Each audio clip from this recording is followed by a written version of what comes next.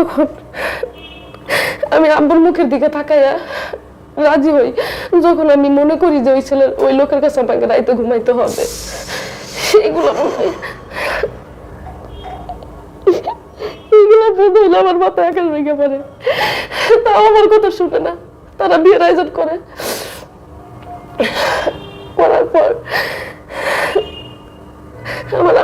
আমার ভাবির আমি ডাইকে বলি, ভাবি আপনারা যেহেতু বিয়ে না করতে পারতেছেন না, আমি এই বিয়েতে রাজি হব, ঠিক আছে, আমি বিয়ে করবো, ঠিক আছে, আমি রাইতে ওই ছেলের কাছে ঘুমাবো না, আমি তার মায়ের কাছে ঘুমাবো।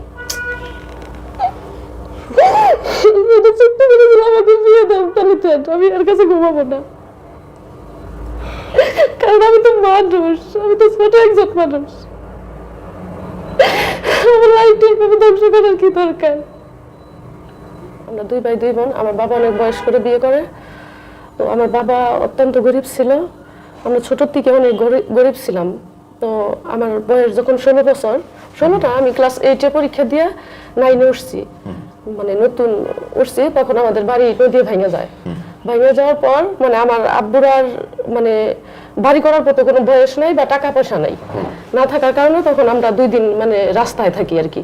থাকার পরে আমার বড় ফুপু, হে আবার তার ছেলেরা বড় চাকরি বাকরি করে, তার বাড়িতে আবার কোনো লোকজন থাকে না। তো আমার ফুপুর বাড়িতে আর কি আমরা আশ্রয় দেয়, আমার ফুপু আমার আব্বারে আশ্রয় দেয়। তখন আমি যাই আমার ফুপুর বাড়ির ওইখানে যাই, আমি স্কুলে ভর্তি হই। ভর্তি হওয়ার পর তো 2 মাস ঠিকঠাক স্কুল ভালোভাবেই চলতেছিল।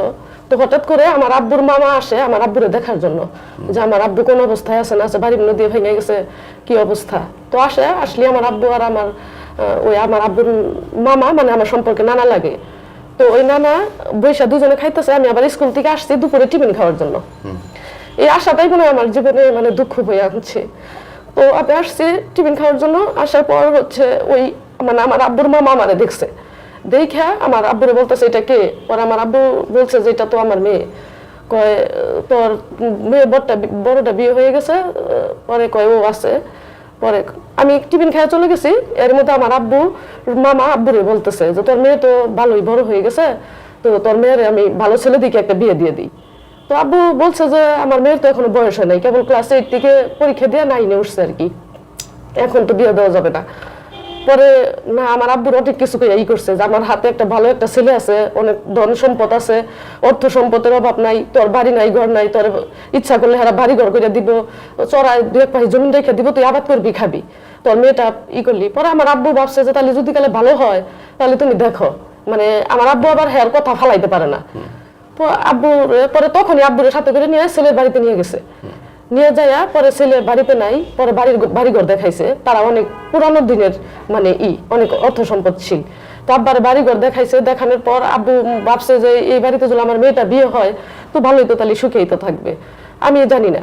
পরে আব্বুরে মানে দেখায়, আব্বুরে যত নারী করা ইমপ্রেস করে ফেলছে, মানে আব্বু একদম মানে বিয়ে দেওয়ার জন্য পাগল হয়ে গেছে। পরে আব্বু বলছে মামা আপনি তো আমার বাড়িঘর দেখাইলেন, তো তাহলে ছেলেটা কেমনি কি, ছেলেটা তো আমাকে দেখাইলেন না। তুই তোর মেয়ের কালকে স্কুলে যাইতে দাস না, আমি কালকে ছেলে নিয়ে আসতেছি। তো এর মধ্যে আমার স্কুলে আম্মু আমার বলতেছে তুমি আজকে স্কুলে যাও না, মেহমান আসবে বাড়িতে।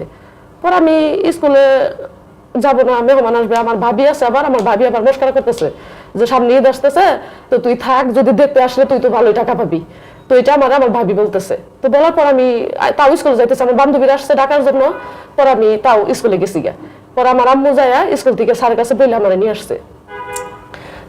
আমি আইসা মানে দেখি 2 জন মানুষ, মানে আমার আব্বুর মামা আর আমার আব্বু আর এই মানে ছেলের বাবা। আমি তো ভাবছি যে ওইটা ছেলের বাবা, মানে আমি আঙ্কেল কইয়া মানে সালাম দিছি। সালাম দেওয়ার পরে আমার আব্বু জানে না যে ওইটা ছেলে, আমার আব্বু ভাবতেছে যে এটা ছেলে। মানে সে 22 বছর বয়সে একটা মানুষ খুন কইরা মানে জেলে গেছিল, 22 বছর জেল খাইটা বের হয়েছে, তাহলে হ্যাঁ বয়সটা কত?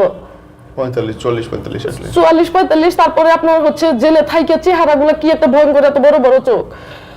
পরে আমি জানি না যে এটা ছেলে, আব্বু জানে না যে ওইটাই ছেলে। ভাবছে ছেলের বাবাটা বাসছে, আমিও ভাবছি যে ওইটা মনে হয় ছেলের বাবা। তো আমি সালাম দিছি আঙ্কেল বলে। সালাম দেওয়ার পরে তো ছেলে বেটায় তো দেখছে, মানে আমি তার দিকে 1বার 2বার তাকাইছি, মানে চোখগুলো বড় হয়ে গেছে, গা অনেক লম্বা, মানে তখন আমি এতটা বুঝি না আর কি, ছোট। পরে আমার আব্বুরে বলছে বইলে আমি তো স্কুলে গেছি গে, এখন আমার আব্বুরে মানে হে অনেক প্রকারই করতেছে যে তোর মেয়ে বিয়ে দিতেই হবে। আব্বু তো প্রথম ওই ছেলে দেখে মনে মনে ভাবতেছে, নাও করতে পারতেছে না, আবার নাও করছে যে এই মেয়ে তো, এই ছেলের সাথে তো আমার মেয়ে ফিট হইতেছে না। পর আব্বুরে না করার সাথে সাথে আব্বুর মামা আব্বুরের উপরে চেতে যায় যে তুই ছেলে দিয়ে কি করবি, তোর মেয়ে সুখে সেটি ভাত খাইলেই হয়েছে। তো আমার আব্বু বলতেছে যে তাহলে দেখো কি হয়। পরে আমার আব্বুরে নিয়ে মানে হচ্ছে আমার বিয়ের জন্য আমার আব্বুরে অলরেডি আগে 20,000 টাকা দিতেছে ছেলের বাড়ির থেকে। ছেলের আমার আব্বুরে বিয়ের খরচের জন্য টাকা দেওয়ার পর এখন আমার আব্বু বৃহস্পতিবার দিন আমার বিয়ের তারিখ দিয়ে ফেলাইছে, আমি জানি না এইগুলা। তারিখ দিছে দেওয়ার পরে আমি বৃহস্পতিবার দিন দেখি আব্বু অনেক মানে আমাদের ভাই ব্রাদার করে নিয়ে মানে বিয়ের বাজার ঘাট করবো এগুলা লিস্টি করতেছে। তো আমি হঠাৎ করে স্কুলের ড্রেস পরে আমি আমার ভাবিরে জিজ্ঞেস করি, ভাবি কি এর অনুষ্ঠান? তো ভাবি কয় যে তোমার তো বিয়ে। আমি কই আমার বিয়ে কোথায়? কয় ওই যে ওই দিন দেখতে আসছিল। আমি কই আপনারা কি ছেলে দেখছেন নাকি? ভাবি কয় তুমিও দেখছো ছেলে। আমি কই আমি তো কোনো ছেলে দেখি নাই। আমি কয় ভাবি আর বলতেছেন, আব্বু ভাবিরে বলতে না বলে দিছে, মানে ওই আঙ্কেলটা যার সাথে বিয়ে ভাবি না করছে, ভাবি আর আমার বলতেছে না, খালি ভাবি এতটুকু বলতেছে তুমিও দেখছো তোমার মনে নাই, এটা বলতেছে। তো বলার পর তো আমি আবার হচ্ছে আব্বুরে বলতেছে, আব্বু মারে বলতেছে যে আমি তো ছেলে দেখি না, আমি ছেলে না দেখে আমি বিয়েতে করবো না, আর আমি এই বয়সে বিয়ে করবো না। তো এটা বলার পর পরে ভাবি আমারে মানে চুপ করে বলতেছে যে ওই যে ওই দিন যে দুইটা বেটা আসছিল, ওই বেটার মধ্যে ওই যে ওই পাশে যে একটা বেটা পড়ছিল ওইটাই ছেলে। তখন মনে হয় আমার মাথায় আকাশ ভেঙে পড়ছে যে এত বড় বড় চোখ আর এত বয়স্ক বেটা, আমি এত ছোট মানুষ আমাদের কাছে বিয়ে দিতেছে। আমি মানে মানে পুরা চিৎকার পারতেছি। চিৎকার পারলে পরে এখন আমার আব্বু মাথায় হাত দিয়ে বসে পড়ে যে আমি মেয়ের অনুমতি ছাড়া মামার কথায় আমি এখানে সম্মতি দিছি, তো আমার মেয়ের রাজি না। এদিকে তো তারা ছেলের বাড়িটা বিয়ের জন্য মানে করতেছে। করার পর আমার আব্বু আমার নানারে ফোন দিছে, ওই যে মানে আমার আব্বুর মামা তারে ফোন দিছে যে মামা আমার মেয়ে তো বিয়ে রাজি হইতেছে না, তাহলে কেমনে হয়? পরে এই লোকটা আসছে আইসা হাইরা। তখন আমি সত্যি ভাই আমি যে মানে কি প্রেম সম্পর্ক এগুলো আমি কোনো কিচ্ছু বুঝি না। তা আমি বিয়ে তো ওই বুড়া বেটার কাছে আমি বিয়ে করবো না, এতে রাজি না দেখে বাবা ওই আব্বার মামা এসে আমার আব্বুরে ফাঁকে ডেকে নিয়ে কয় তোর মেয়ের মনে হয় তাহলে অন্যখানে সম্পর্ক আছে। তো আমার আব্বু কয় আমার মেয়ের সম্পর্ক আছে, কই না তো এরকম কিছু না। আমি সত্যি তখন আমি কারোর সাথে কোনো সম্পর্ক করি না। তো এটা শোনার পরে আমার ওই আব্বুর মামা আমার আম্মুরে বলে যে এরকম মেয়ে যে মেয়ে বাবা মায়ের কথা শুনে না হ্যান ত্যান। পরে এগুলো শোনার পরে আমার আম্মু আমার ইচ্ছা মতো মারে, মার দেওয়ার পরে আমি বলি যা আমার কান্দন দেখে আব্বু লুকায় লুকায় মানে কান্না করে পরে কয় কি করবো, ওইদিকে বিয়ের কথা দিয়ে ফেলাইছে। পরে আব্বার মামারে আমার আব্বু বলে যে তুমি যে আপাতত না করো, দেখি আমার মেয়েটা আমি বুঝানোর পরে মামা যায় হ্যাঁ করে একটু রাখছে, না করে দেয় না, মানে যে একটু 2-1 দিনের সময় নিছে। নেওয়ার পর আব্বু আমার অনেক বুঝায়, অনেক মানুষজন দিয়ে আমাকে বুঝায়। বুঝানোর পর আব্বুরে আমি পায়ে ধরে আব্বুরে বলি যে আব্বু তুমি আমার এই ছেলের কাছে বিয়ে দেও না, তুমি যদি আমার কামাই করে না খাইতে পারো আমার গার্মেন্টসে দিয়ে আসো, আমি গার্মেন্টসে ইনকাম করে এসে আমি টিচার পায়ে দাঁড়াবো। আমার আব্বুর আমি এটা বলি, বলার পর আমার আব্বু কয় পা তুমি শেষবারের মতো আমার মুখের দিকে একটু তাকাও। আমি তো এখন এটা কথা দিয়ে ফেলাইছি। তখন আমি আব্বুর মুখের দিকে তাকাইয়া রাজি হই যখন আমি মনে করি যে ওই ছেলের ওই লোকের কাছে আমাকে রাইতে ঘুমাইতে হবে। এইগুলো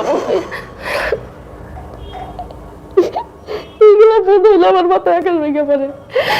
তাও আমার কথা শুনে না, তারা বিয়ের আয়োজন করে। করার পর আমার ভাবির আমি ডাইকে বলি, ভাবি আপনারা যেহেতু বিয়ে না করতে পারতেছেন না, আমি এই বিয়েতে রাজি হবো, ঠিক আছে আমি বিয়ে করবো, ঠিক আছে আমি রাইতে ওই ছেলের কাছে ঘুমাবো না, আমি তার মায়ের কাছে ঘুমাবো। আমাকে বিয়ে দাও তাহলে আমি এর কাছে ঘুমাবো না, কারণ আমি তো মানুষ, আমি তো ছোট একজন মানুষ, আমার লাইফ ধ্বংস করার কি দরকার? আমার আব্বু তাও শুনে না শুনে আমার মামার ওই আব্বুর মামার কথা শুনে এখানে চলতেছে। চলার পর আমার আব্বুর মামা আবার আসে, এসে কয় যে টাকা পয়সা তোর অনেক কিছু দিব, অনেক গয়নাগাটি দিব, তুই করিস না কে? আমি কইছি যে না আমি তার কাছে করবো না, আপনি এটা বিয়ে দেন ঠিক আছে, কিন্তু আমি কিন্তু রাত্রে তার কাছে ঘুমাবো না, আমি তার মায়ের কাছে ঘুমাবো। এটা শোনার পর কয় আচ্ছা ঠিক আছে, তোর তার কাছে ঘুমাইতে হবে না, তুই তার মায়ের কাছেই ঘুমাবি। এই ওই ছেলেটারে আবার সাথে করে নিয়ে আসছে, নিয়ে এসে গাছতলা মানে চেয়ারের মধ্যে বসায় রাখছে। মানে তারা দেখে আমি এক পর্যায়ে অজ্ঞান হয়ে যাই। আমি একদম অজ্ঞান হয়ে যাওয়ার পরে আমার সুস্থ করার পর আমার আব্বুর আমি একটা কথাই বলি যে তুমি আমার পালতে পারতেছো না, আমাকে বিয়ে দিবে ভালো কথা, আমি তোমার বাড়ি থেকে একদম চিরদিনের জন্য বের হয়ে যাব, আমার মুখ আর কখনো দেখবা না। এবং আমি ওই ছেলেটার ওই ব্যাটায় বসে রয়েছে তার পায়ে ধরে অনেক কান্নাকাটি করি যে প্লিজ আপনি একটু আমার করেন, আমি আমি আপনি আমি আমি আপনাকে ভয় পাই, আপনি একটু আমার জীবনটা ভিক্ষে দেন আমাকে। নয় আমার 1 মাস 2 মাস টাইম দেন, আমি 1 মাস 2 মাস আরো একটু বুঝার পরে আমি এটা সম্মতি দিব। পরে এই ছেলেটা কোনো কথা শুনে না শুনে পরে আমার আব্বু 15 দিনের টাইম নেয় যে আমার 15 দিন সময় দাও মামা, আমি 15 দিনের মধ্যে আমার মেয়েটারে বুঝাই দেখি কি করা যায়। তো আমি আব্বুরে খালি একটা 15টা দিন খালি তুমি ওয়েট করো।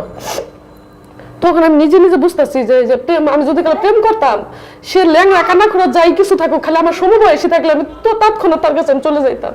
কিন্তু আমি ওই সময় কারোর সাথে আমি কোনো রিলেশনও জড়াই নাই, মানে আমি রিলেশন কি বুঝতেছি না বুঝলে এই যে আমার যে হাজবেন্ড, হ্যাঁ বাড়ি আবার মানে আমার ফুপুর বাড়ির সাথে একই জমিতেই তার বাড়ি, কিন্তু সে আমার তখন হাজবেন্ড ছিল না। তখন সে মনে করেন যে আমার বিয়ের আগের থেকেই সে অসুস্থ মানে প্রস্রাব হয়, মানে যে বিয়ের পরে সেটা জানতে পারি সে সিরিয়াসলি এরকম অসুস্থ। তো ওরে বলে কোন একটা বন্ধু বলছে যে তোর এই অসুস্থটা তুই বিয়ে করলে ভালো হবি।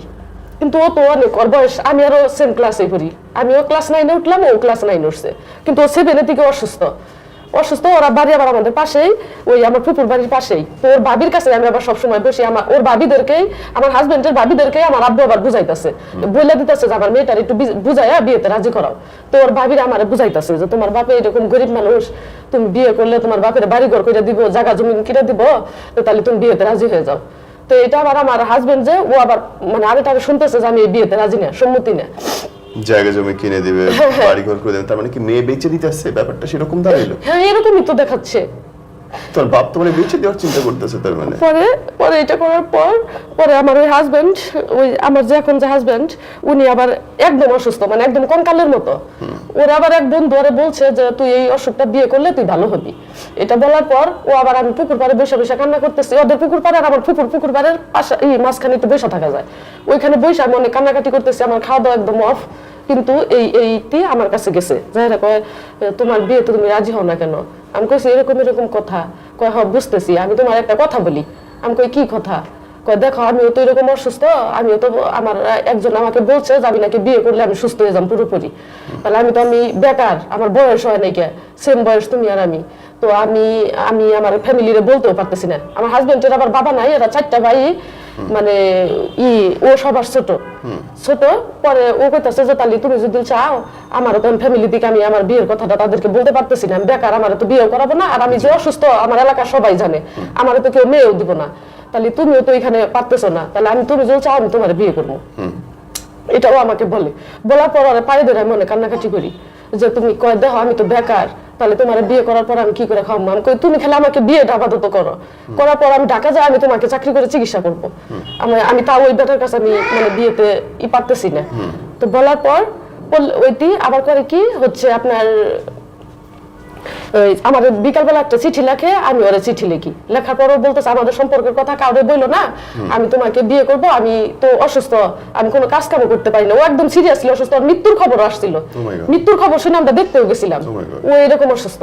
তো পরে আমি ওরা চিঠি লিখছি, আবার আমার চিঠিটা দিচ্ছে, এটা আমি আবার বইয়ের মধ্যে রাখছি।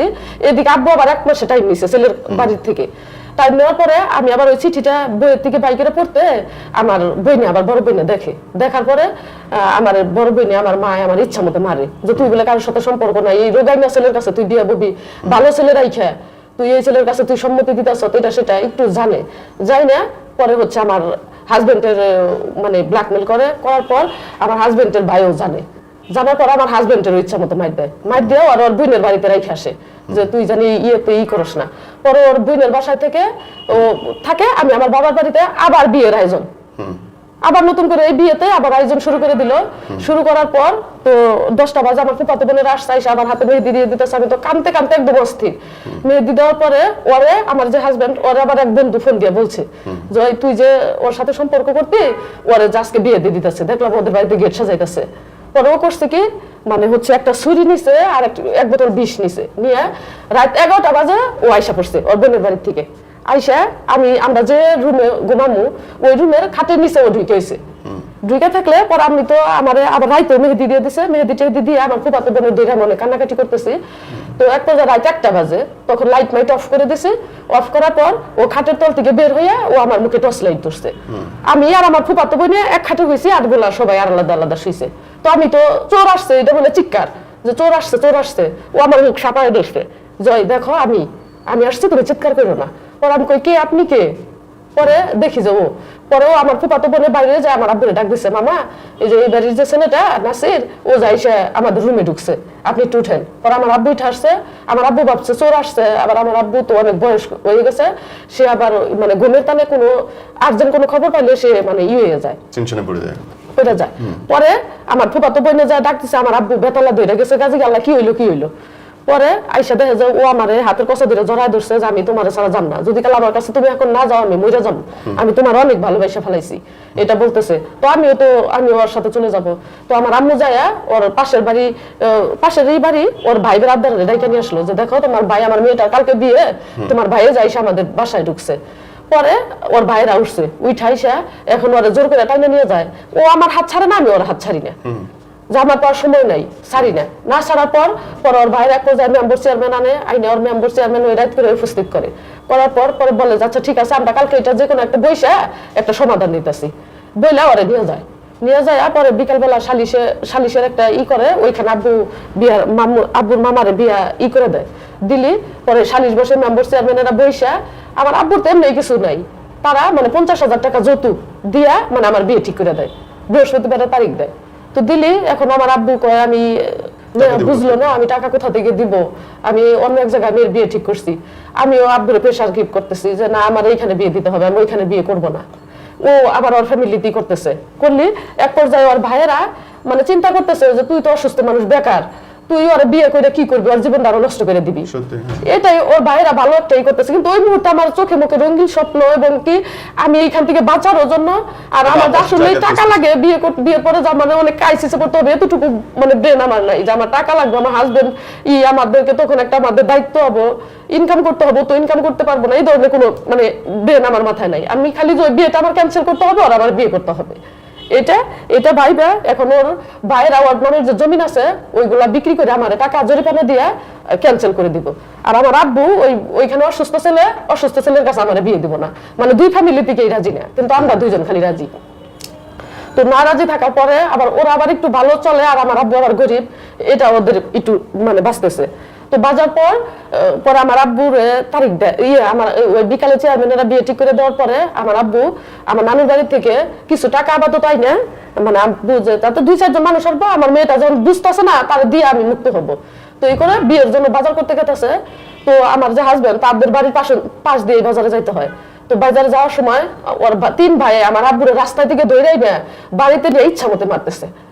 মারার পর একজন এসে আমারে বলতেছে যে মানে খারাপ ভাষায় বলতেছে যে অমুক খারাপ বিয়ে করবি, দেখা গে তোর বাপের বাইরে ফেলাইতেছে।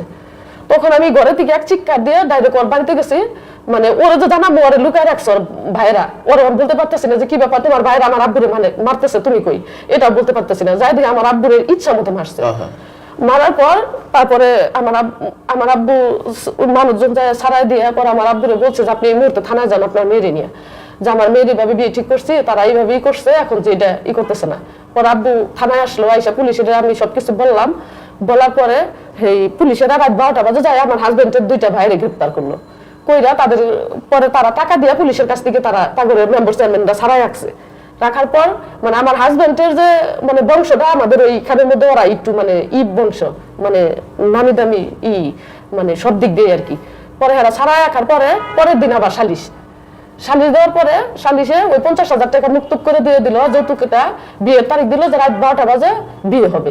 ওর বাইরে আমার আব্বুর কাছ থেকে মাপসাপ নিয়ে ওর বাইরে বিয়ের আগে পাশে নাই, ওরে সালিশের মধ্যে দিয়া মানে আইসা পড়লো আমার আব্বু ওর কাছে বিয়ে দিব না আমার আব্বু অজ্ঞান হয়ে গেল মানে আমার আব্বুরে আমার বোনেরা হসপিটালে নিয়ে ভর্তি করাইলো করানোর পর এখন মূলত ও আর আমি ওর একটা ফুফাতো বাইরে ওদের পক্ষ থেকে দায়িত্ব দিল যে মেয়েটারে রাত 12টা বাজে বিয়ে হবে এই সমস্ত দায়িত্ব তোর দিলাম দেওয়ার পর ও তো বেকার এখন ওর আমার বিয়ের জন্য একটা নাকফুল লাগে পরে ওর ফুফাতো ভাই করলো কি মানে স্বর্ণকারের দোকান থেকে একটা নাকফুল ভাড়া নিয়ে আসলো আজকে রাতে খালি বিয়ে হবে কালকেই আমরা নাকফুলটা খুলে দিয়ে দিব এটা ভাড়া নিয়ে আসলো নিয়ে এসে মানে আমার নাকফুল ভাড়া করে বিয়ে হ্যাঁ মানে নাকফুল ভাড়া করলো খালি স্বর্ণকার রিকোয়েস্ট করছে যে এখন তো টাকা টুকা নাই তো আপনারা এই কালকের দুপুরের জন্য আমার একটা নাকফুল দেন আমি কালকে আপনার নাকফুল ঘুরাই দিব এটা বইলে ফুফাতো ভাই একটা নাকফুল নিয়ে এসে আমার পড়াইলো এদিকে আমার আব্বু হসপিটালে এদিকে আমার হাজবেন্ড আমার ফুফাতো বাসুরে ওর ফুফাতো ভাই নিয়ে আসছে আমাদের ইনু নিয়ে আসা ওইদিকে করছে কি আমার হাজবেন্ডের পুষ্পাইছে শীত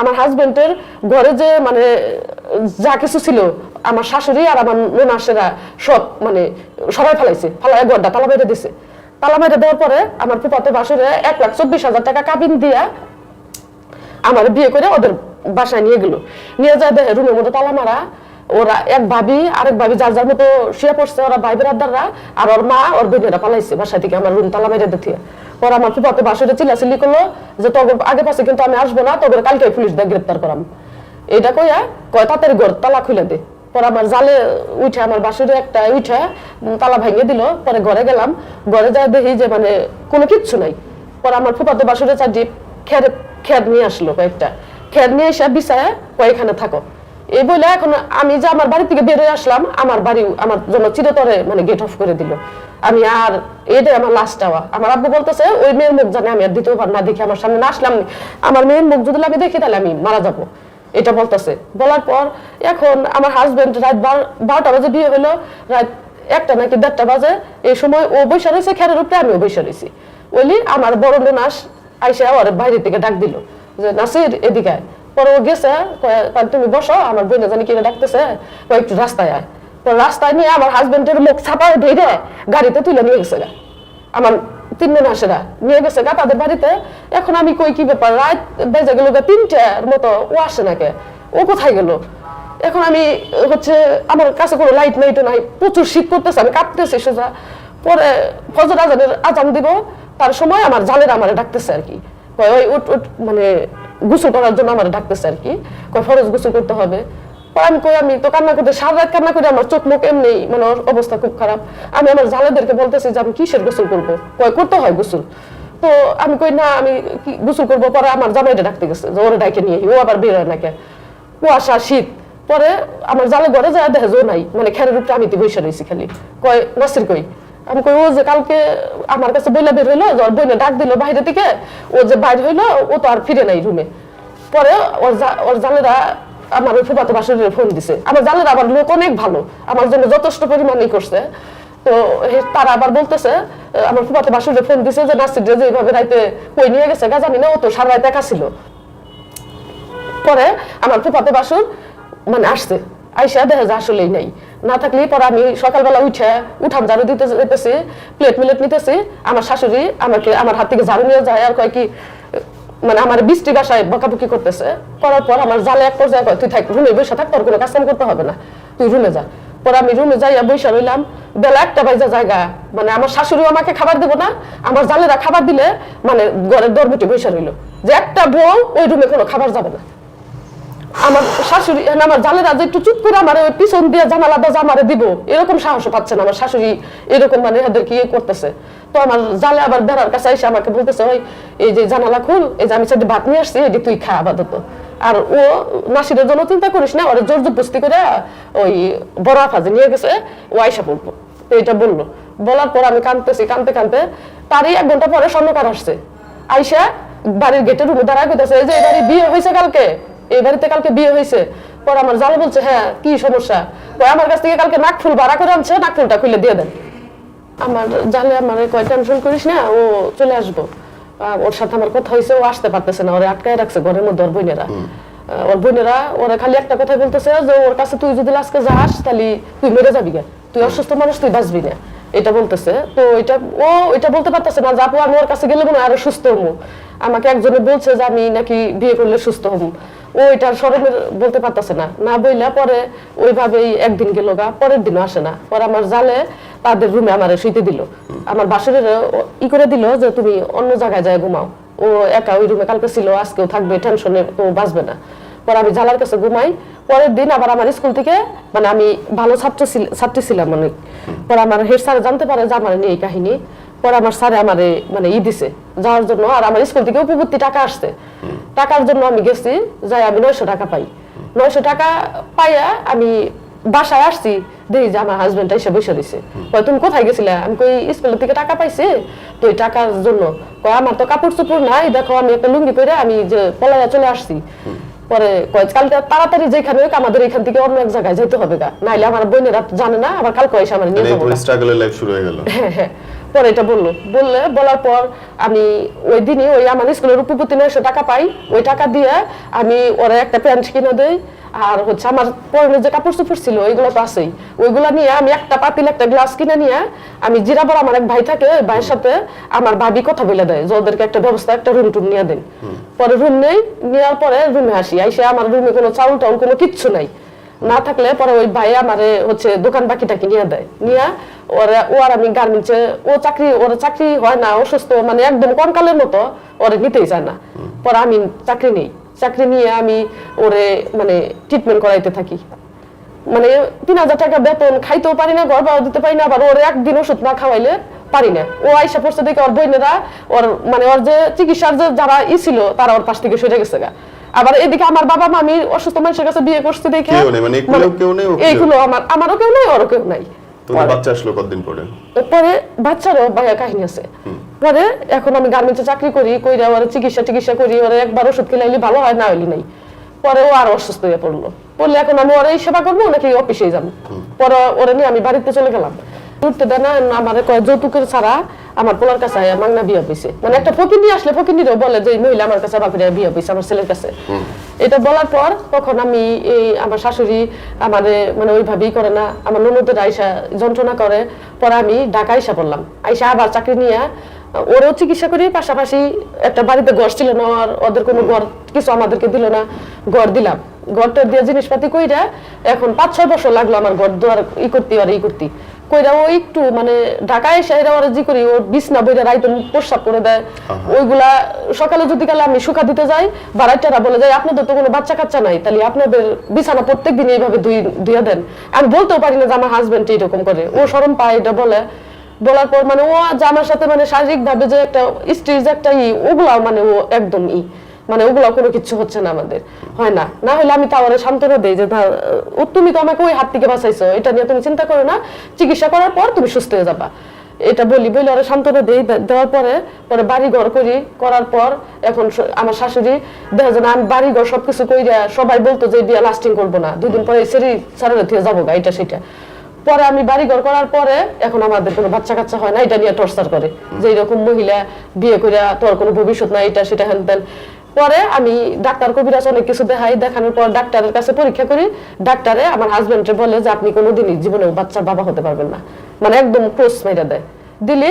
এখন আমি ওইটা আমার প্রতিনিয়ত আমার শাশুড়ি টর্চার করে, আমি ওইটা বাড়িতে বলতেও পারি না যে আপনার ছেলের সমস্যা, আমার কোনো সমস্যা নাই, আপনার ছেলের সমস্যার কারণে আমার বাচ্চা হচ্ছে না, এটা আমি বলতেও পারি না। এটা যদি কালে বলি তা আল্লাহর যে আমি নামাজ পড়ি, আল্লাহ যদি কালে কোনোভাবে আমার একটা বাচ্চা দেয় তখন তো প্রশ্ন করবে যে আমার বাচ্চা না, আমার ছেলে অক্ষম, তাহলে এই বাচ্চাটা আসলো কোথা থেকে।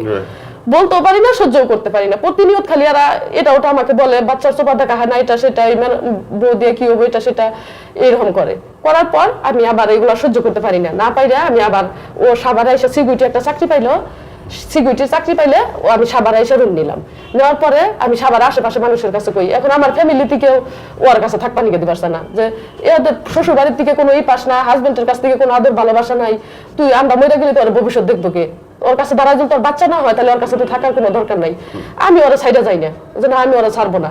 আমার ফ্যামিলি বাবা মা অনেক বুঝায়, বোনেরা বুঝায় যে এইভাবে জীবন যাবে না।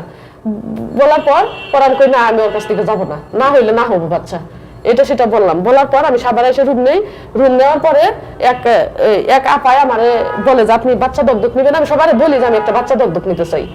পরে সবাই এক বেটি বলে ফেসবুকে স্ট্যাটাস দিছে যে একটা বাচ্চা দত্তক দেওয়া হবে, এক বস্তিতে একটা পাগলি আর কি প্রেগনেন্ট হয়েছে।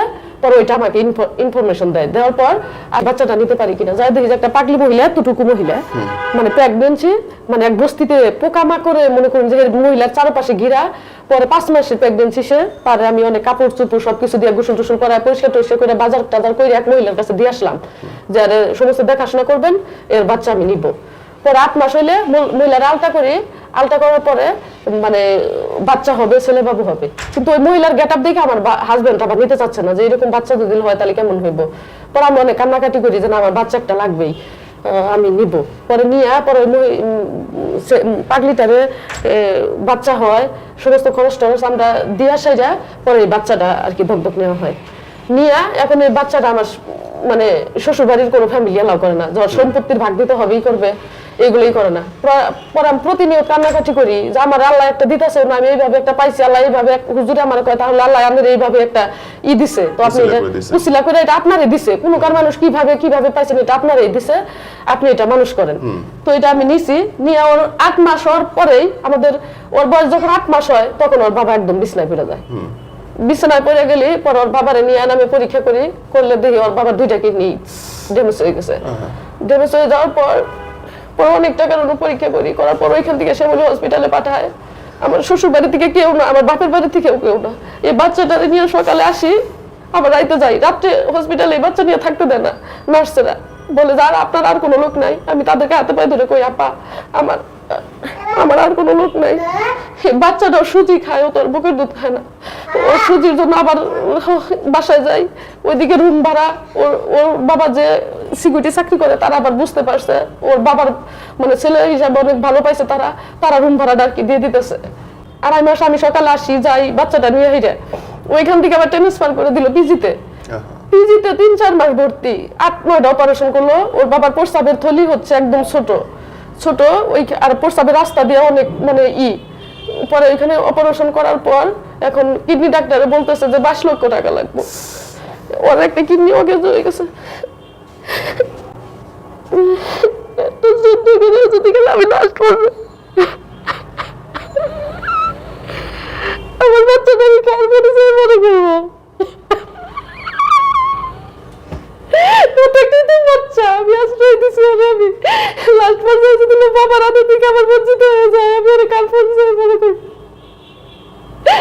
আমার কাছে আমাদের 2জনকে আলাদা করার জন্য অনেক মানুষ চেষ্টা করছে, কিন্তু আলাদা করতে পারে নাই। কিন্তু লাস্ট পর্যায়ে যদি কেউ আলাদা করতে চায়, আমি সবার কাছ থেকে আমার হাজবেন্ডের জন্য একটু ভিক্ষা চাই, জীবন ভিক্ষা চাই।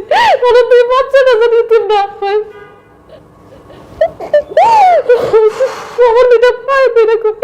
আমার হাজবেন্ডের জন্য আগে দোয়া, তারপরে যেন আমার হাজবেন্ডের জন্য রাত বাড়ায় দিলি।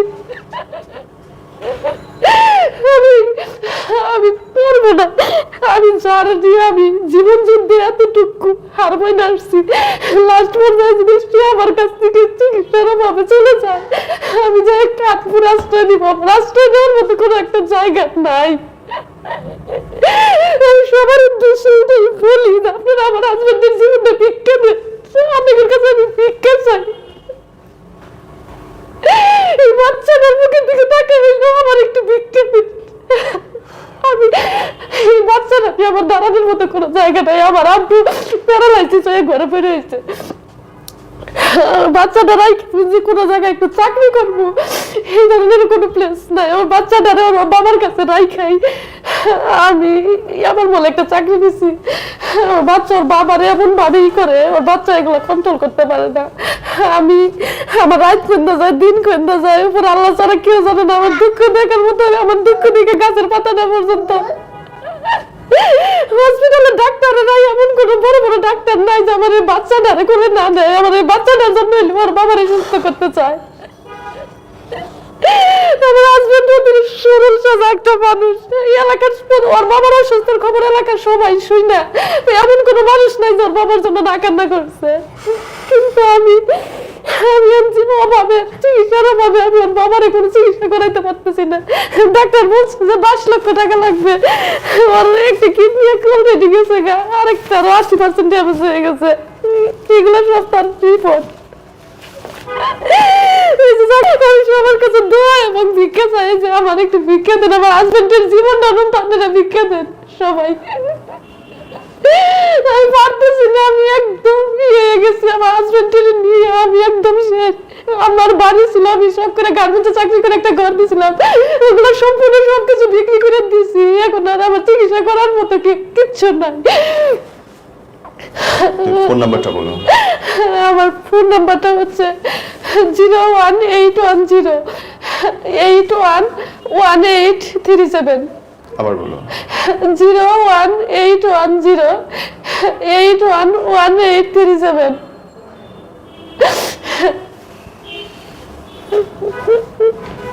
আমি ওর বাবার পিছনে তাই আমি নিজে অসুস্থ হয়ে গেছি।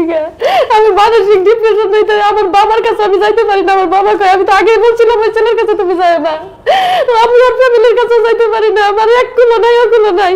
আমার হাজবেন্ড আগে আমি ছিলাম, এমনি বাচ্চা নাই, দুইজন মানুষ যদি গেল চলে যায়। আমার বাচ্চাটা ওর বাবার ছাড়া এক সেকেন্ডও বুঝে না।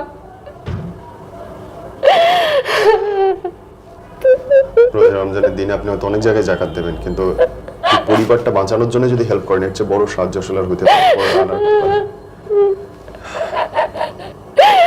আমি আমি আমি আমি সবার উদ্দেশ্যে বলি, আপনারা অনন্ত আমার দিকে একটু তাকান, আমার হাজবেন্ডের দিকে একটু এলে তাকান। আমার হাজবেন্ড তো অনেক বাঁচার ইচ্ছা তার। উনি এই যে অসুস্থ নিয়ে উনি সিকিউরিটি চাকরি করে, চাকরি না করলে তো চাইতে পারে না কারো কাছে যায়, শরম পায় অনেক। আমিও যাইতে পারি না। কালকে রাত্রেও আমি সারাদিন রোজা দেখে আমার বাচ্চাটারে মোবাইলে ভিডিও দেখে মরিচ দিলে ভাতও খাই, আমিও খাইছি, আমার হাজবেন্ডকেও খাইছি। তার প্রতি সপ্তাহে 5-6 হাজার ওষুধ না হলে বিছনায় পেটে জায়গা উঠতে পারে না। আর স্যারেরা তারে এই যে ইফতারের সময় ইফতার দেয়, অফিসের যে ভাত টাত থাকে এইগুলো বাসায় নিয়ে আসে, এইগুলো খাই আমরা দিন পার করতেছি। লাস্ট পর্যায়ে আমি আমি আমি আর পারতেছি না। আমার পাশে কেউ না থাকলে আমি হাজবেন্ডের হসপিটালে নিয়ে গেলে আমি একাই, তার পাশে কোনো লোক নাই। ডাক্তাররা পর্যন্ত বলে যায়, এই আমার কথা এরা বলে যে আপনি এই বাচ্চাটা নিয়ে যে আপনার হাজবেন্ডের পিছনে এইভাবে ছায়ার মতো আছেন, পৃথিবীতে কোনো মানুষ এইভাবে থাকবো না। কিন্তু আমি তাদেরকে বলি যে ও তো আমার হাজবেন্ড, ওরা আমি আমার জীবনের চেয়েও আমি ওরা সবচেয়ে বেশি ভালোবাসি। আমার আব্বু আমারে বলছিল যে তুমি যে অসুস্থ ছেলেরে বিয়ে করবো, তো ইনকাম করতে পারে না। আমার আব্বুর আমি বলছি ও ইনকাম না করতে পারলো আর আমি ভিক্ষা করে আমি আমার লাইফে ওর আমি খাওয়াবো। কিন্তু আমার আব্বু খালি আমি এইটাই বলে যে তুমি তো আগেই বলছিলে, এখন করো দেখো।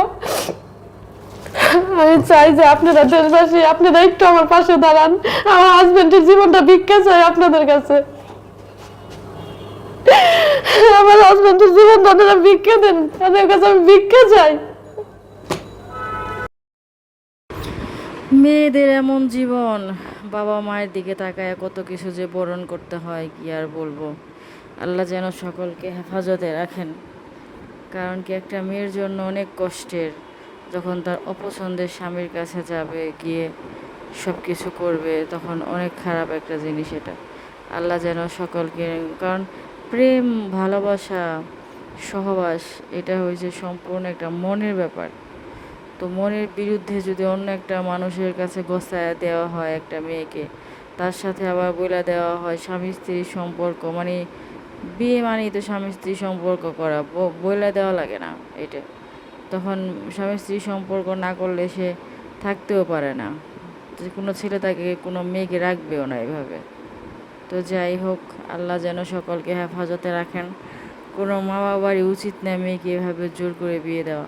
তার যে সময়টা কাটে, তার যে জাহান্নামের মতো সময় কাটে, তারপর মেয়ে মানায় নিতে নিতে নিতে নিতে অনেক কষ্ট করে সে সংসার করে। তো আমি বলবো এরকম যেন না হয়, আল্লাহ যেন এরকম কোনো মেয়ের সংসারে না করেন। যার যার পছন্দ করে বিয়ে করা তো আরই না, তারপর মেয়েটা যেন রাজি থাকে, মেয়েটার যেন অন্তপক্ষে 100%-এর মধ্যে 80% যেন রাজি থাকে, এরকম হওয়া অন্ততপক্ষে উচিত। আল্লাহ যেন রহমত নাজিল করেন সকলের প্রতি। আল্লাহ যেন কোনো এই কারো উপর এরকম সদয় হন সবার প্রতি। একটা মেয়ের একটা বাসর ঘর যেন ফুলের সজ্জাই হয়, ফুল সজ্জাই হয়, ওরা যেন জাহান্নাম না হয়। দোয়া করি আল্লাহ যেন সকলকে রহমত করেন, আল্লাহ যেন সকলের প্রতি সদয় হন। কোনো মা বাবাদেরকে আমি একটু বলতেছি অনুরোধ করে, কোনো মেয়েকে এভাবে জোর করে বিয়ে দিবেন না প্লিজ। যে কোনো একটা অঘটনও ঘটে যেতে পারে, সে আত্মহত্যাও করে ফেলতে পারে, এরকমও হয়ে যায় অনেক জায়গায়। তো এই জন্য বলি যে এরকম না করাটাই অনেক ভালো। আল্লাহ যেন রহমত নাজিল করেন সবার প্রতি। মেয়েদের এমন জীবন, বাবা মায়ের দিকে তাকায় কত কিছু যে বরণ করতে হয় কি আর বলবো। আল্লাহ যেন সকলকে হেফাজতে রাখেন। কারণ কি একটা মেয়ের জন্য অনেক কষ্টের, যখন তার অপছন্দের স্বামীর কাছে যাবে, গিয়ে সব কিছু করবে, তখন অনেক খারাপ একটা জিনিস এটা। আল্লাহ যেন সকলকে, কারণ প্রেম, ভালোবাসা, সহবাস এটা হয়েছে সম্পূর্ণ একটা মনের ব্যাপার। তো মনের বিরুদ্ধে যদি অন্য একটা মানুষের কাছে গোছায় দেওয়া হয় একটা মেয়েকে, তার সাথে আবার বলে দেওয়া হয় স্বামী স্ত্রীর সম্পর্ক, মানে বিয়ে মানেই তো স্বামী স্ত্রী সম্পর্ক করা, বলে দেওয়া লাগে না এটা। তখন স্বামী স্ত্রী সম্পর্ক না করলে সে থাকতেও পারে না, যে কোনো ছেলে তাকে কোনো মেয়েকে রাখবেও না এভাবে। তো যাই হোক, আল্লাহ যেন সকলকে হেফাজতে রাখেন। কোনো মা বাবারই উচিত না মেয়েকে এভাবে জোর করে বিয়ে দেওয়া। তার যে সময়টা কাটে, তার যে জাহান্নামের মতো সময় কাটে, তারপর মেয়ে মানায় নিতে নিতে নিতে নিতে অনেক কষ্ট করে সে সংসার করে। তো আমি বলবো এরকম যেন না হয়, আল্লাহ যেন এরকম কোনো মেয়ের সংসারে না করেন। যার যার পছন্দ করে বিয়ে করা তো আরই না, তারপর মেয়েটা যেন রাজি থাকে, মেয়েটার যেন অন্তপক্ষে 100%-এর মধ্যে 80% যেন রাজি থাকে, এরকম হওয়া অন্ততপক্ষে উচিত। আল্লাহ যেন রহমত নাজিল করেন সকলের প্রতি। আল্লাহ যেন কোনো এই কারো ওপর এরকম সদয় হন সবার প্রতি। একটা মেয়ের একটা বাসর ঘর যেন ফুলের শয্যাই হয়, ফুল শয্যাই হয়, ওরা যেন জাহান্নাম না হয়। দোয়া করি আল্লাহ যেন সকলকে রহমত করেন, আল্লাহ যেন সকলের প্রতি সদয় হন। কোনো মা বাবাদেরকে আমি একটু বলতেছি অনুরোধ করে, কোনো মেয়েকে এভাবে জোর করে বিয়ে দিবেন না প্লিজ। যে কোনো একটা অঘটনও ঘটে যেতে পারে, সে আত্মহত্যাও করে ফেলতে পারে, এরকমও হয়ে যায় অনেক জায়গায়। তো এই জন্য বলি যে এরকম না করাটাই অনেক ভালো। আল্লাহ যেন রহমত নাজিল করেন সবার প্রতি। মেয়েদের এমন জীবন, বাবা মায়ের দিকে তাকায় কত কিছু যে বরণ করতে হয় কি আর বলবো। আল্লাহ যেন সকলকে হেফাজতে রাখেন। কারণ কি একটা মেয়ের জন্য অনেক কষ্টের, যখন তার অপছন্দের স্বামীর কাছে যাবে, গিয়ে সব কিছু করবে, তখন অনেক খারাপ একটা জিনিস এটা। আল্লাহ যেন সকলকে, কারণ প্রেম, ভালোবাসা, সহবাস এটা হয়েছে সম্পূর্ণ একটা মনের ব্যাপার। তো মনের বিরুদ্ধে যদি অন্য একটা মানুষের কাছে গোছায় দেওয়া হয় একটা মেয়েকে, তার সাথে আবার বলে দেওয়া হয় স্বামী স্ত্রীর সম্পর্ক, মানে বিয়ে মানেই তো স্বামী স্ত্রী সম্পর্ক করা, বলে দেওয়া লাগে না এটা। তখন স্বামী স্ত্রী সম্পর্ক না করলে সে থাকতেও পারে না, যে কোনো ছেলে তাকে কোনো মেয়েকে রাখবেও না এভাবে। তো যাই হোক, আল্লাহ যেন সকলকে হেফাজতে রাখেন। কোনো মা বাবারই উচিত না মেয়েকে এভাবে জোর করে বিয়ে দেওয়া। তার যে সময়টা কাটে, তার যে জাহান্নামের মতো সময় কাটে, তারপর মেয়ে মানায় নিতে নিতে নিতে নিতে অনেক কষ্ট করে সে সংসার করে। তো আমি বলবো এরকম যেন না হয়, আল্লাহ যেন এরকম কোনো মেয়ের সংসারে না করেন। যার যার পছন্দ করে বিয়ে করা তো আরই না, তারপর মেয়েটা যেন রাজি থাকে, মেয়েটার যেন অন্তপক্ষে 100%-এর মধ্যে 80% যেন রাজি থাকে, এরকম হওয়া অন্ততপক্ষে উচিত। আল্লাহ যেন রহমত নাজিল করেন সকলের প্রতি। আল্লাহ যেন কোনো এই কারো ওপর এরকম সদয় হন সবার প্রতি।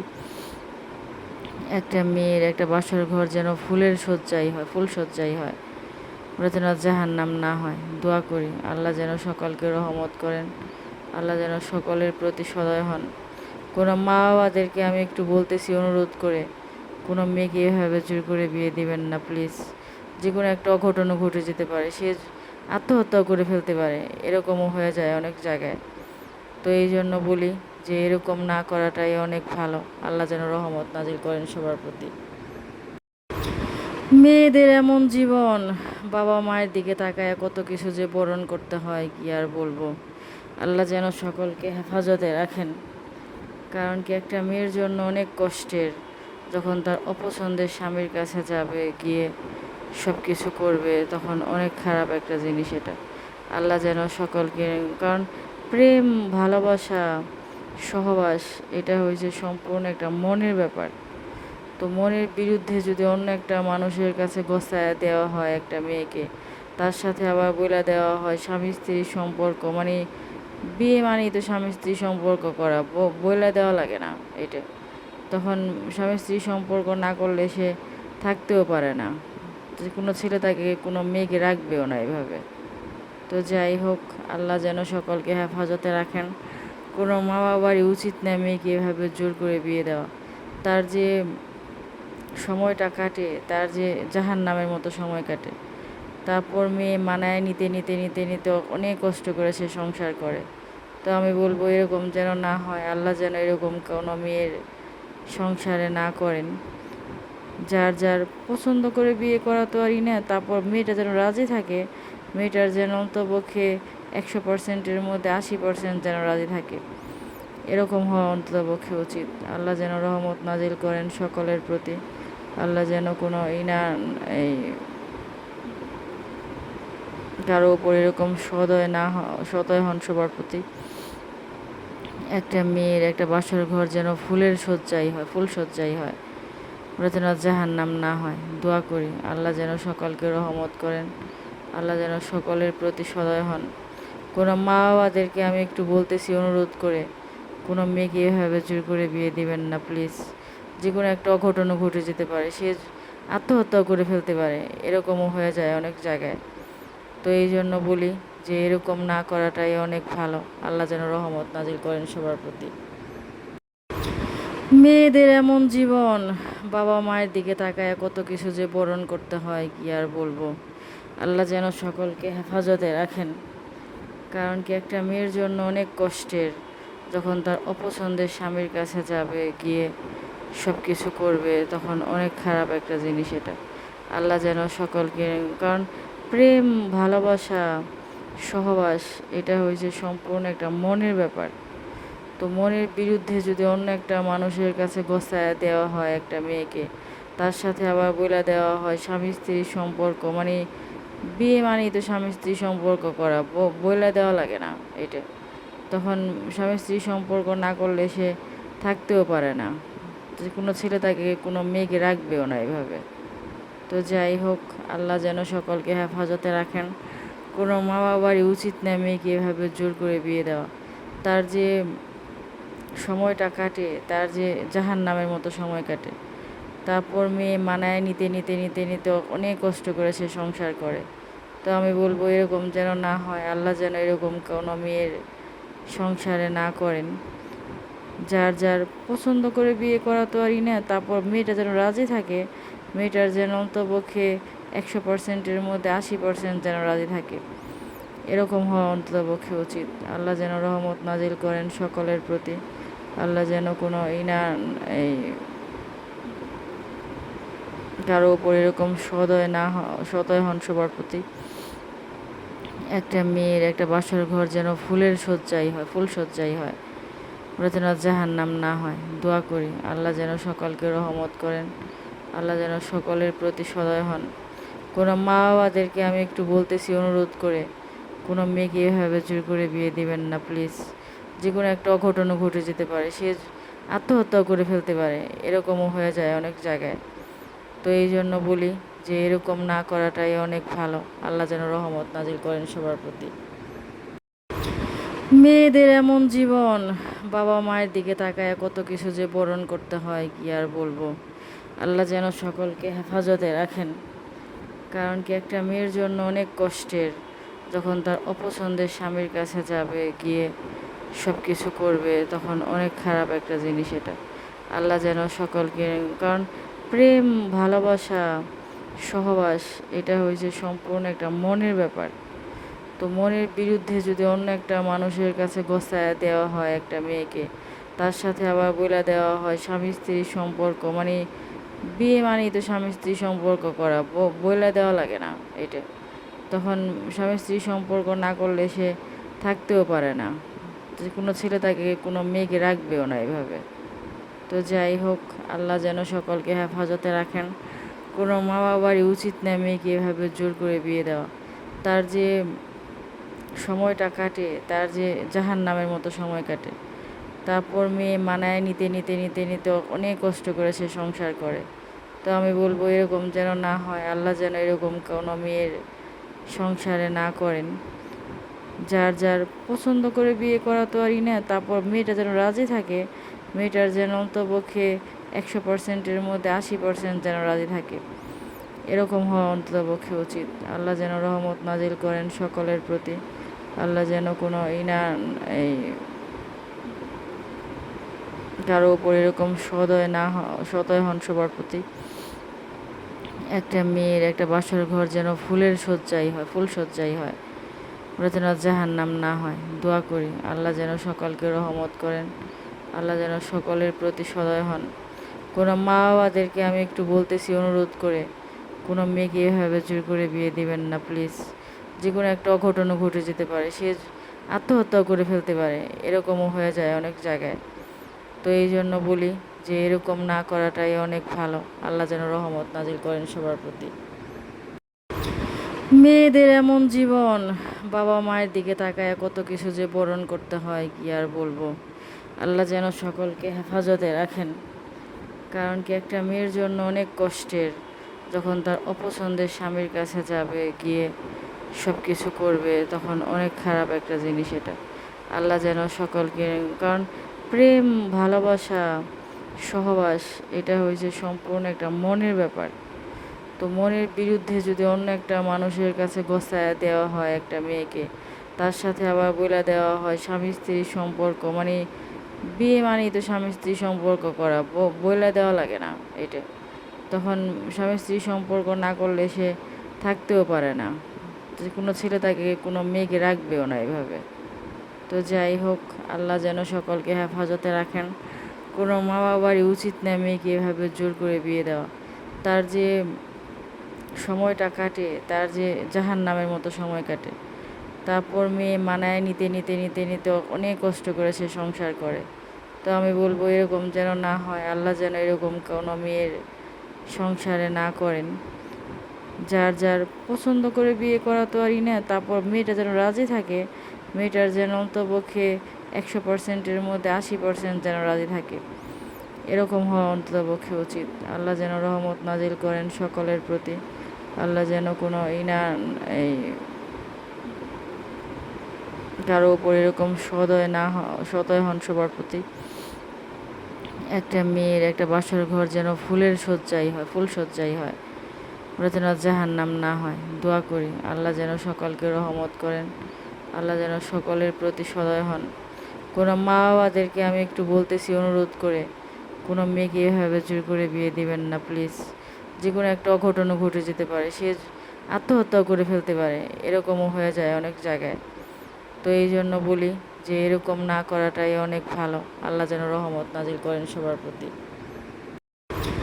মেয়েদের এমন জীবন, বাবা মায়ের দিকে তাকায় কত কিছু যে বরণ করতে হয় কি আর বলবো। আল্লাহ যেন সকলকে হেফাজতে রাখেন। কারণ কি একটা মেয়ের জন্য অনেক কষ্টের, যখন তার অপছন্দের স্বামীর কাছে যাবে, গিয়ে সব কিছু করবে, তখন অনেক খারাপ একটা জিনিস এটা। আল্লাহ যেন সকলকে, কারণ প্রেম, ভালোবাসা, সহবাস এটা হয়েছে সম্পূর্ণ একটা মনের ব্যাপার। তো মনের বিরুদ্ধে যদি অন্য একটা মানুষের কাছে গোছায় দেওয়া হয় একটা মেয়েকে, তার সাথে আবার বলে দেওয়া হয় স্বামী স্ত্রীর সম্পর্ক, মানে বিয়ে মানেই তো স্বামী স্ত্রী সম্পর্ক করা, বলে দেওয়া লাগে না এটা। তখন স্বামী স্ত্রী সম্পর্ক না করলে সে থাকতেও পারে না, যে কোনো ছেলে তাকে কোনো মেয়েকে রাখবেও না এভাবে। তো যাই হোক, আল্লাহ যেন সকলকে হেফাজতে রাখেন। কোনো মা বাবারই উচিত না মেয়েকে এভাবে জোর করে বিয়ে দেওয়া। তার যে সময়টা কাটে, তার যে জাহান্নামের মতো সময় কাটে, তারপর মেয়ে মানায় নিতে নিতে নিতে নিতে অনেক কষ্ট করে সে সংসার করে। তো আমি বলবো এরকম যেন না হয়, আল্লাহ যেন এরকম কোনো মেয়ের সংসারে না করেন। যার যার পছন্দ করে বিয়ে করা তো আরই না, তারপর মেয়েটা যেন রাজি থাকে, মেয়েটার যেন অন্তপক্ষে 100%-এর মধ্যে 80% যেন রাজি থাকে, এরকম হওয়া অন্ততপক্ষে উচিত। আল্লাহ যেন রহমত নাজিল করেন সকলের প্রতি। আল্লাহ যেন কোনো এই কারো উপর এরকম সদয় হন সবার প্রতি।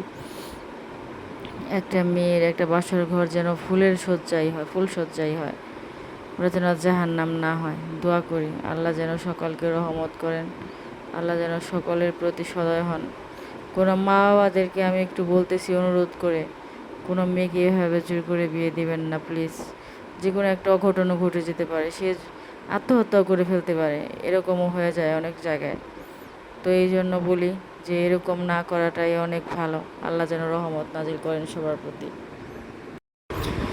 মেয়েদের এমন জীবন, বাবা মায়ের দিকে তাকায় কত কিছু যে বরণ করতে হয় কি আর বলবো। আল্লাহ যেন সকলকে হেফাজতে রাখেন। কারণ কি একটা মেয়ের জন্য অনেক কষ্টের, যখন তার অপছন্দের স্বামীর কাছে যাবে, গিয়ে সব কিছু করবে, তখন অনেক খারাপ একটা জিনিস এটা। আল্লাহ যেন সকলকে, কারণ প্রেম, ভালোবাসা, সহবাস এটা হয়েছে সম্পূর্ণ একটা মনের ব্যাপার। তো মনের বিরুদ্ধে যদি অন্য একটা মানুষের কাছে গোছায় দেওয়া হয় একটা মেয়েকে, তার সাথে আবার বলে দেওয়া হয় স্বামী স্ত্রীর সম্পর্ক, মানে বিয়ে মানেই তো স্বামী স্ত্রী সম্পর্ক করা, বলে দেওয়া লাগে না এটা। তখন স্বামী স্ত্রী সম্পর্ক না করলে সে থাকতেও পারে না, যে কোনো ছেলে তাকে কোনো মেয়েকে রাখবেও না এভাবে। তো যাই হোক, আল্লাহ যেন সকলকে হেফাজতে রাখেন। কোনো মা বাবারই উচিত না মেয়েকে এভাবে জোর করে বিয়ে দেওয়া। তার যে সময়টা কাটে, তার যে জাহান্নামের মতো সময় কাটে, তারপর মেয়ে মানায় নিতে নিতে নিতে নিতে অনেক কষ্ট করে সে সংসার করে। তো আমি বলবো এরকম যেন না হয়, আল্লাহ যেন এরকম কোনো মেয়ের সংসারে না করেন। যার যার পছন্দ করে বিয়ে করা তো আরই না, তারপর মেয়েটা যেন রাজি থাকে, মেয়েটার যেন অন্তপক্ষে 100%-এর মধ্যে 80% যেন রাজি থাকে, এরকম হওয়া অন্ততপক্ষে উচিত। আল্লাহ যেন রহমত নাজিল করেন সকলের প্রতি। আল্লাহ যেন কোনো এই কারো উপর এরকম সদয় হন সবার প্রতি। একটা মেয়ের একটা বাসর ঘর যেন ফুলের সজ্জাই হয়, ফুল সজ্জাই হয়, ওরা যেন জাহান্নাম না হয়। দোয়া করি আল্লাহ যেন সকলকে রহমত করেন, আল্লাহ যেন সকলের প্রতি সদয় হন। কোনো মা বাবাদেরকে আমি একটু বলতেছি অনুরোধ করে, কোনো মেয়েকে এভাবে জোর করে বিয়ে দিবেন না প্লিজ। যে কোনো একটা অঘটনও ঘটে যেতে পারে, সে আত্মহত্যাও করে ফেলতে পারে, এরকমও হয়ে যায় অনেক জায়গায়। তো এই জন্য বলি যে এরকম না করাটাই অনেক ভালো। আল্লাহ যেন রহমত নাজিল করেন সবার প্রতি। মেয়েদের এমন জীবন, বাবা মায়ের দিকে তাকায় কত কিছু যে বরণ করতে হয় কি আর বলবো। আল্লাহ যেন সকলকে হেফাজতে রাখেন। কারণ কি একটা মেয়ের জন্য অনেক কষ্টের, যখন তার অপছন্দের স্বামীর কাছে যাবে, গিয়ে সব কিছু করবে, তখন অনেক খারাপ একটা জিনিস এটা। আল্লাহ যেন সকলকে, কারণ প্রেম, ভালোবাসা, সহবাস এটা হয়েছে সম্পূর্ণ একটা মনের ব্যাপার। তো মনের বিরুদ্ধে যদি অন্য একটা মানুষের কাছে গোছায় দেওয়া হয় একটা মেয়েকে, তার সাথে আবার বলে দেওয়া হয় স্বামী স্ত্রীর সম্পর্ক, মানে বিয়ে মানেই তো স্বামী স্ত্রী সম্পর্ক করা, বলে দেওয়া লাগে না এটা। তখন স্বামী স্ত্রী সম্পর্ক না করলে সে থাকতেও পারে না, যে কোনো ছেলে তাকে কোনো মেয়েকে রাখবেও না এভাবে। তো যাই হোক, আল্লাহ যেন সকলকে হেফাজতে রাখেন। কোনো মা বাবারই উচিত না মেয়েকে এভাবে জোর করে বিয়ে দেওয়া। তার যে সময়টা কাটে, তার যে জাহান্নামের মতো সময় কাটে, তারপর মেয়ে মানায় নিতে নিতে নিতে নিতে অনেক কষ্ট করে সে সংসার করে। তো আমি বলবো এরকম যেন না হয়, আল্লাহ যেন এরকম কোনো মেয়ের সংসারে না করেন। যার যার পছন্দ করে বিয়ে করা তো আরই না, তারপর মেয়েটা যেন রাজি থাকে, মেয়েটার যেন অন্তপক্ষে 100%-এর মধ্যে 80% যেন রাজি থাকে, এরকম হওয়া অন্ততপক্ষে উচিত। আল্লাহ যেন রহমত নাজিল করেন সকলের প্রতি। আল্লাহ যেন কোনো এই কারো উপর এরকম সদয় হন সবার প্রতি। একটা মেয়ের একটা বাসর ঘর যেন ফুলের সজ্জাই হয়, ফুল সজ্জাই হয়, ওরা যেন জাহান্নাম না হয়। দোয়া করি আল্লাহ যেন সকলকে রহমত করেন, আল্লাহ যেন সকলের প্রতি সদয় হন। কোনো মা বাবাদেরকে আমি একটু বলতেছি অনুরোধ করে, কোনো মেয়েকে এভাবে জোর করে বিয়ে দিবেন না প্লিজ। যে কোনো একটা অঘটনও ঘটে যেতে পারে, সে আত্মহত্যাও করে ফেলতে পারে, এরকমও হয়ে যায় অনেক জায়গায়। তো এই জন্য বলি যে এরকম না করাটাই অনেক ভালো। আল্লাহ যেন রহমত নাজিল করেন সবার প্রতি। মেয়েদের এমন জীবন, বাবা মায়ের দিকে তাকায় কত কিছু যে বরণ করতে হয় কি আর বলবো। আল্লাহ যেন সকলকে হেফাজতে রাখেন। কারণ কি একটা মেয়ের জন্য অনেক কষ্টের, যখন তার অপছন্দের স্বামীর কাছে যাবে, গিয়ে সব কিছু করবে, তখন অনেক খারাপ একটা জিনিস এটা। আল্লাহ যেন সকলকে, কারণ প্রেম, ভালোবাসা, সহবাস এটা হয়েছে সম্পূর্ণ একটা মনের ব্যাপার। তো মনের বিরুদ্ধে যদি অন্য একটা মানুষের কাছে গোছায় দেওয়া হয় একটা মেয়েকে, তার সাথে আবার বলে দেওয়া হয় স্বামী স্ত্রীর সম্পর্ক, মানে বিয়ে মানেই তো স্বামী স্ত্রী সম্পর্ক করা, বলে দেওয়া লাগে না এটা। তখন স্বামী স্ত্রী সম্পর্ক না করলে সে থাকতেও পারে না, যে কোনো ছেলে তাকে, কোনো মেয়েকে রাখবেও না এভাবে। তো যাই হোক, আল্লাহ যেন সকলকে হেফাজতে রাখেন। কোনো মা বাবারই উচিত না মেয়েকে এভাবে জোর করে বিয়ে দেওয়া। তার যে সময়টা কাটে, তার যে জাহান্নামের মতো সময় কাটে, তারপর মেয়ে মানায় নিতে নিতে নিতে নিতে অনেক কষ্ট করে সে সংসার করে। তো আমি বলবো এরকম যেন না হয়, আল্লাহ যেন এরকম কোনো মেয়ের সংসারে না করেন। যার যার পছন্দ করে বিয়ে করা তো আরই না, তারপর মেয়েটা যেন রাজি থাকে, মেয়েটার যেন অন্তপক্ষে 100%-এর মধ্যে 80% যেন রাজি থাকে, এরকম হওয়া অন্ততপক্ষে উচিত। আল্লাহ যেন রহমত নাজিল করেন সকলের প্রতি। আল্লাহ যেন কোনো এই কারো উপর এরকম সদয় হন সবার প্রতি। একটা মেয়ের একটা বাসর ঘর যেন ফুলের শয্যাই হয়, ফুল শয্যাই হয়। ওরা যেন